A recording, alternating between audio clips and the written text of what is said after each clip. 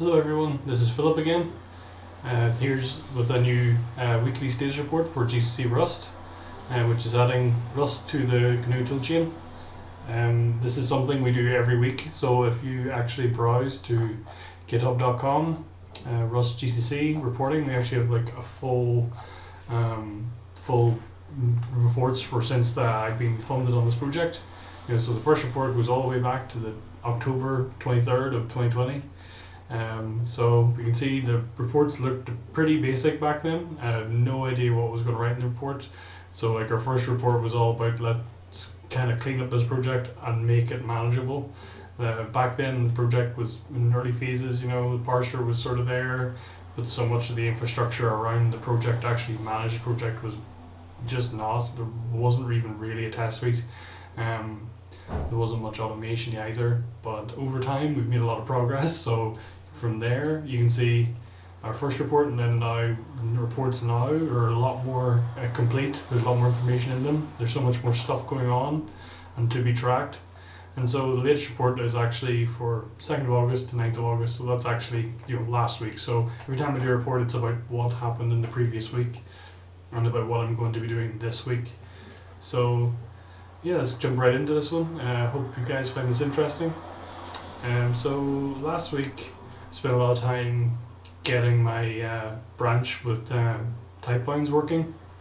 You might have already seen my YouTube video where I was finishing off some of that work, and you'll see down here a little bit about that. But last week finally got this long-lived branch which was all about adding in type bounds. So you can see down here, the function I was talking about. This is kind of the first sort of test case to get this stuff working. You can see the type bound foo on type parameter t, and then actually doing stuff with that.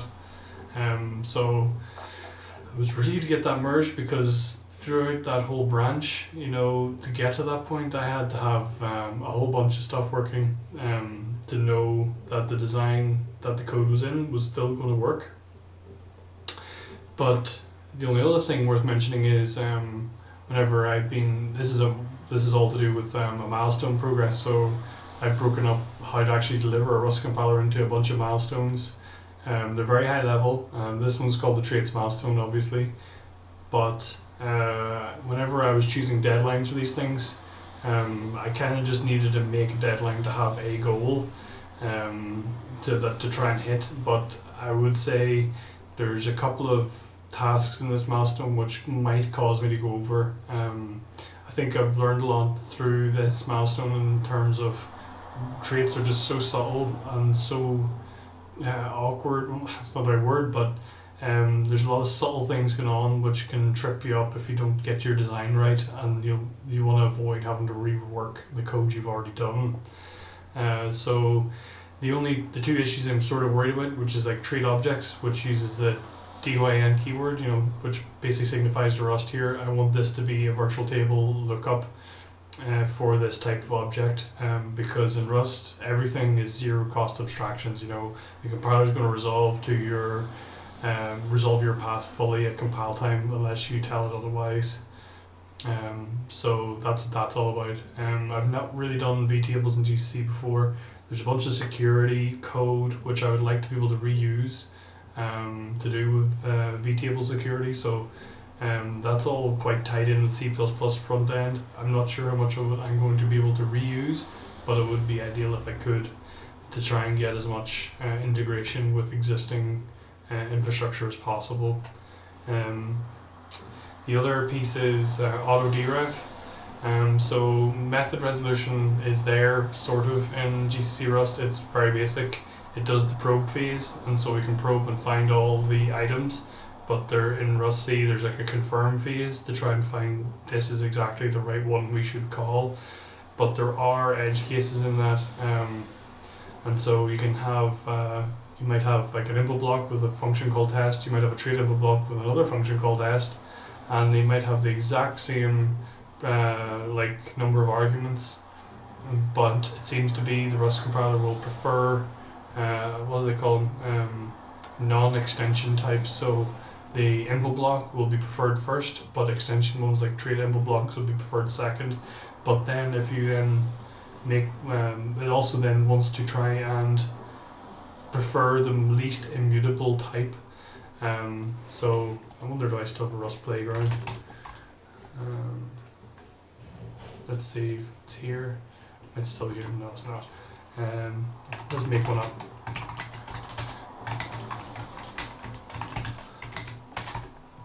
Reflective foo.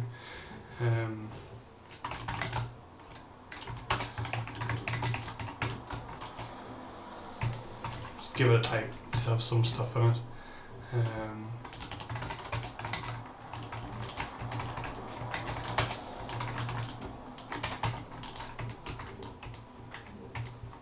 Inside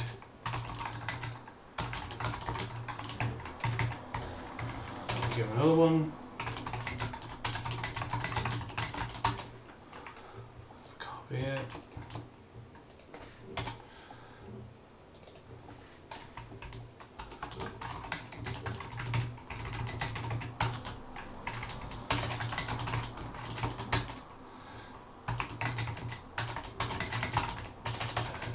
Instantiate var, and then let's call one of these methods so I can do a.test.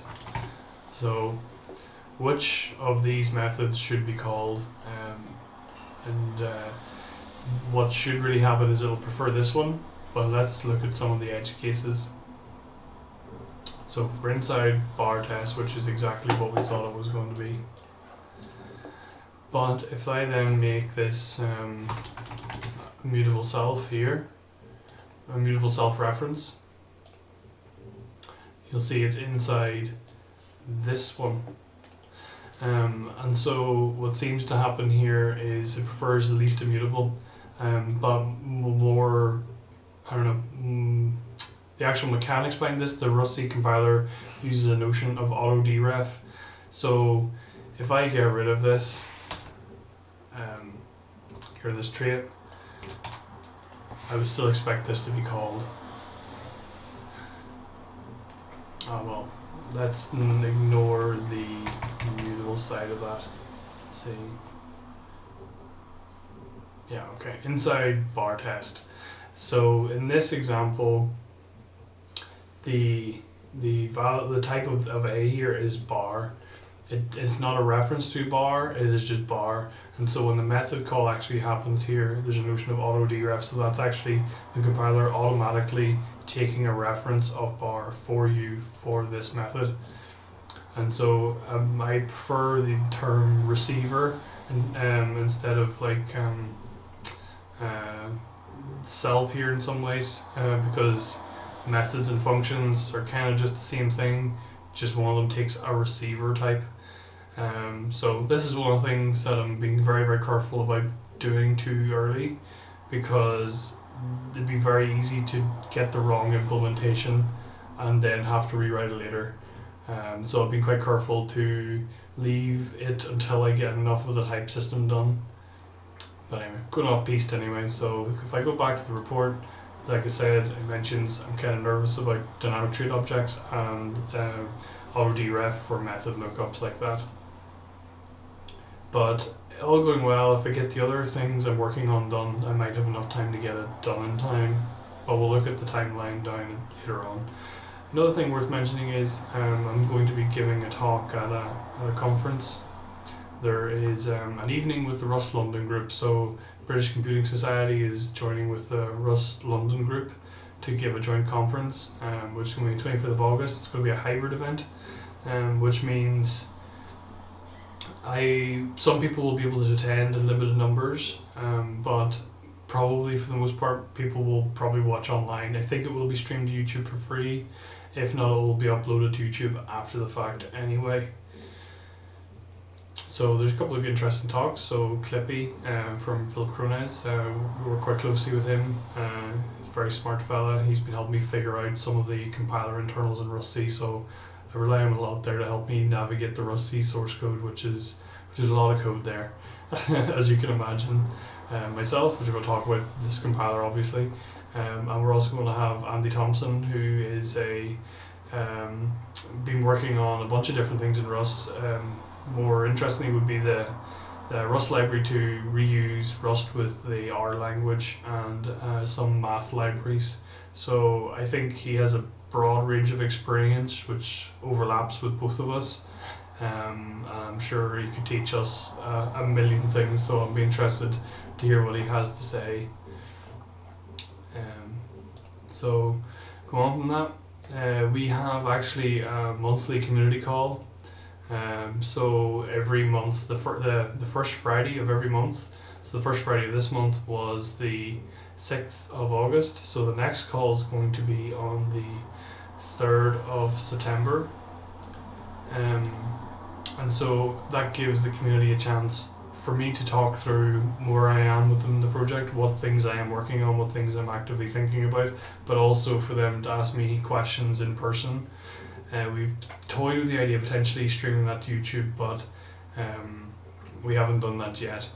The community call has been really useful. It's really nice to see the people who are contributing code, and so we actually keep like a report of what was talked about there. And so you can see we use GCC for a video call, and you can see the relevant links to our mailing list, our Zulip server and IRC. And so it links back to my monthly report previously. And so I mentioned things like the type bounce PR was the last big PR I wanted to get in. I don't like big PRs. Big PRs are hard to review. You can end up leaving in things you don't want to be there. But sometimes features just require a lot of code before they can be merged, before they make any sense to actually merge them. Although you do try your best to split up the commits as best you can, sometimes you just have to go for it, as long as there's enough test cases. Another thing that we're talking about is I'm trying to help the community in some ways by providing dev guides. So we have Arthur Cohen working on parsing multiple files, which is actually going to overlap with work from Mark here, who has been, we'll go back here. So parsing multiple files, Rust is an interesting language in this way. I can see why they did it, and I think it makes a lot of sense. In C and C++, when you have a large project, you're compiling each C and CC file into an object file for each thing. So what that, in my terms, we call that compilation units. So there's many compilation units which the linker then links together. But in Rust, there's everything in the Rust crate is a compilation unit.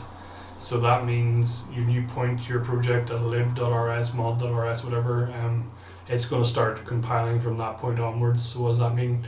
Whenever you hit a mod keyword for a name, that tells the compiler, oh, I need to look up this relative path to this name and add that to the syntax tree. And so this is something Arthur's working on. It meant that there's a lot of different commits to actually make that work. And in fact, there's two issues really to make that work.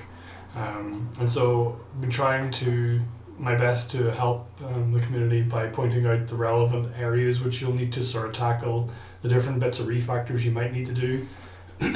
Like for instance, the parser at the time only had a parse crate function, as you can see I reference here. But what we really needed was another function called parse items. So when you're parsing a module, what you're doing is you're parsing the items of that module. And so the syntax tree in Rust is made up of the top level item, which is a crate, and then everything underneath that is items, and so on. And so once you go into items, you have blocks. Well, is it expression statements? And then there's expressions, and so yeah, it kind of breaks down into a nice tree, obviously. But what we really needed was a parse items that you could then call whenever you actually want to parse a new file and add that to your syntax tree. We also needed to rework a little bit of how we actually stored modules in the class hierarchy of our syntax tree. It wasn't quite right. We ended up copying how Rust does it. What we used to have was a class for modules and with body, so a module with items. So you have mod keyword, then brackets and a bunch of items. But you could also then have module no body, so that would be mod then name, which would be the one you would want to then parse new files. But to actually make this make sense, we kind of need just have one class there, because when you hit a mod keyword and need to parse that, you then are in a state of module not loaded, but then you might turn into module loaded whenever you've loaded those items, and so on. So there's some changes there. And so we have this guide here, which is actually going to overlap with the work Mark is doing. So he's been working on making modules work in general, so modules just like this. And so this work is really, really close to being done. But it, similarly, there's a bit of a guide here which needs to be sort of updated, but he's very close to having working. But whenever you're doing this, the first thing you need to do is lower your AST and DHIR. But you also need to do then name resolution on the blocks. Then you need to do the HIR lowering, type resolution, and then actually emit the code. So it breaks down into different pieces, but basically these two issues are going to overlap, because the first piece is Arthur, parsing in these files, so you'll have a module that has been loaded, which is then going to directly feed into Mark's work here, which will then do all the name and type resolution and code generation from that. So I think it's really nice seeing the community come together and join forces that way to actually implement a fairly big feature. It's going to be such a cornerstone for the compiler moving forward, is the work that the community is doing here. So thank you very much for both of those contributors to all your hard work there. I hope the process hasn't been that painful. I know the documentation hasn't been the best, and whenever Mark's been doing the name and type resolution, we found a lot of bugs going through this, and so it's been really nice that we've all worked together on it. And part of the thing in Rust is that resolving paths is fairly complicated, and there's a lot of different cases you need to handle, and so we find a lot of issues in how we handle the typing of paths. And so we even found another one this morning. It's an edge case of whenever things go completely wrong. If you have bad source code, you would end up with a crash. But we already know what the issue is, but we'll get it fixed. None of this is merged yet anyway. But yeah, going back to the report. Yes, so as I mentioned, the type bounds work. And so you can see from my YouTube video, whenever I was going through the hacking session, this was the type of error I was able to generate. So one of the last things was to actually do some of the checking. So if you're passing in test as the type that you're going for this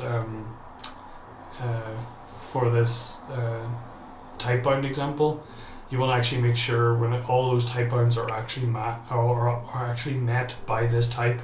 And you can see here bar and baz were not met, and so that should error correctly. The other big one was we got a new contributor, Michael Karcher, who done a really, really nice bug fix. We actually had an issue on 32-bit systems, whereby, do I have the issue here? Let me find it. Pull request, probably find it easier this way. So, get the issue from his pull request. I remember pull requests slightly better. So if you use float 64s on a 32-bit system, what was actually happening with the precision options that were being set is that they were being turned into float 80s. I'm not 100% sure of the idea behind float 80s, but it's something to do with excess precision anyway, on 32-bit systems. But what we had missing here was, what actually happened here, we got an internal compiler error, as you can see. There was a few ideas about what the right fix would be, but Michael was able to come in here and find actually it was quite simple. We were actually just missing a final conversion, so if you had an excess piece of precision, we needed to convert that to be the tree you were going to use in the rest of your compilation unit. So it was actually kind of a nice fix. I didn't realize it was going to be as simple as that. I kind of thought there was something more nasty going on. Thank you so much for fixing that, because what that means now is with Mark Wheelard's build farm, that's the other thing. We've got two Marks. There's Mark Wheelard and then there's Mark Pulley's, and Mark Pulley's was the guy who's been working on the module support with Arthur Cohen. But we also have Mark Wheelard, who's done a fantastic amount of work for us. he has a build farm, and so we can see here we've got a bunch of different builds on different platforms there, which are being ran on every commit. So Debian 60, ARM64, PPC 64, i386 and S390X. And so that's really nice to have a benchmark going forward to know where we are with different platform support. Not that that's our full goal right now. I think my full goal is about getting the compiler working with the different features on the common platform of Linux x86 64. And so not that we don't care about those platforms, but it's just not quite on my radar of importance right now. It's not the priority, but I really, really do think that's one of the key things we need to nail going forward whenever we actually want to release this compiler, is that the platform support is so critical as to why this project is important. And thanks to Adrian, he's also done an awful lot of work with Debian, and so he's really interested in some of the more esoteric platforms, and so I think that's also really important. Some people don't really think those older platforms are important, but I don't know. I think they are. There is a benefit there of keeping platform support in your tree. So even it means you've got your design patterns right to handle different cases, and you have your ideas right about doing platform support in general. And so I think there's a lot of technical benefits that can be given, although it does take up time. But that's more of a philosophical debate about where you see Linux and platform support in general. We also had some bugs in the parser, so actually if you had null terminators, the parser was actually just cutting off the string at that point. And so that actually means our string parsing was not quite right at all. And so we've got this kind of bizarre test case here, but actually it's just to prove that whenever we're calling these libc functions, it is actually respecting the null terminator correctly. But so thanks for Mark Wheelard for that one. So you can see we keep a list of all the different PRs and so on that was merged in the week, and a list of different contributors in that week. It's also worth mentioning Thomas here. He's done an awful lot of work for us in terms of keeping us merged with the upstream GCC. And he's also helping us figure out how we're going to handle certain things, like one of the things from the where is the monthly call was actually towards the end. Yes, code-driven linker options. So there is a thing in Rust where you can say things like link with name equals such and such. So you can actually drive some of the linking options directly from the source code. More like commonly seen would be like no standard, to say no, do not compile this with the standard library. You know, if you're writing an operating system or something like that, you want to have your own internal libraries for doing memory allocation and all that sort of thing. But this can be driven directly by the language. But in GCC, the compiler is split up into two parts. There's the driver and then there's the compiler proper. So the driver is whenever you call GCC, and so you can actually, the driver is kind of intelligent. You tell GCC sort of suffixes to recognize. So if you run GCC on C++ code, it will actually invoke the C++ compiler proper for you, and so on. So the compiler driver is all about collecting all the linker options that you care about and trying to figure out which compiler proper to actually invoke. And so if it'll create a little bit of a dichotomy. We don't have the right levels of indirection here. So if we say the compiler driver invokes the compiler proper, and the compiler proper says here we don't want standard library, there's no way to feed that back to the compiler driver that we don't want the standard library to be linked in. And so I'm not quite sure if there's something in GCC that will let us do this, or it's going to be something we're going to need to build ourselves to feed back to the compiler driver to do something like that. Or is it just going to be some sort of convention that we don't support that? You're going to have to manage that yourself a little bit. I'm not sure. We have to think about it. As I say, these things are complicated and take time. partially one of my goals is to see how well GCC actually holds up for a modern language like this. Obviously I expect us to find gaps of some kind, and it would be nice to then fix those, give back to the community. GCC has been one of the core instruments which has allowed free software in general for such a long time. And we keep different overall task statuses and so on, so these track what the GitHub issues are, what our test suite looks like, what the bugs are in GitHub, and sort of the milestone progress as tracked by GitHub as well. So it was only 3% progress made that week, but that's completely fine. But as I say, the deadline which I set for myself for this traits milestone is the 27th of August, so that means 3 weeks from now. And so there's a lot of work actually to get done there, plus I want to have some time off for my wedding anniversary on Friday, so I think I could have done a lot better trying to figure out, actually it's summertime when I was doing traits, maybe I actually want to take some time off. And so I think I could do a lot better job with that in the future for these for the other milestones that I'm going to have to do later on. But hey ho, live and learn. These things are hard. It's hard to estimate software. But if I work hard and keep up the progress, maybe I'll be okay. But if I go over by a week or two, I think that's okay. As I say, I left all these other ones to try and figure out a timeline. I think it'll be much better to actually start to make new target deadlines after I finish traits, because traits is just my biggest worry. Generics and traits are both my biggest worry, to be honest. They kind of block everything in the compiler. There's not much point working on anything slightly more interesting until you get traits done. It's so core, but you can't work on traits until you do generics. And then you can't do generics until you got some sort of basic stuff done, like some basic primitive types, and basic function calling, basic if blocks, basic block expressions. You can't do it. Everything layers up on one another. And so I kind of been trying my best to figure out what's the correct order for doing these things in. It actually might make more sense to do imports and visibility before control flow pattern matching. Because it'll feed directly into some what the community is already working on.